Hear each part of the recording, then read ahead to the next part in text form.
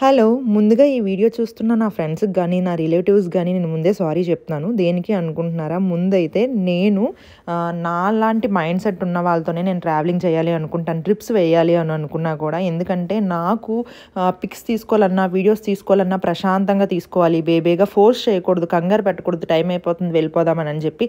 అలా చేస్తే నాకు చిరాకొస్తదనమాట. ఒక్కొక్కసారి నేను కోపం వచ్చి వాళ్ళని తిడతాను గూడాను. అలాంటి పరిస్థితి తీసుకురాకూడదు. అందుకే నేను మా హస్బెండ్‌తో వెళ్ళటానికే ట్రిప్స్ అవన్నీ ఇష్టపడతాను. ఎందుకంటే తనకు తెలుసు కాబట్టి ఎక్కడికైనా వెళ్ళేటప్పుడు ఆ లొకేషన్ దగ్గర నేను పిక్స్ తీసుకోవాలి. ఆ సీనరీ మళ్ళీ మిస్ అవుతామో, లేకపోతే అంత దూరం వచ్చేటప్పుడు పిక్స్ ఏమి తీసుకోకుండా అలా ఎందుకు వెళ్ళిపోవాలి అని అన్న ఆలోచనలో నేను ఉంటాను.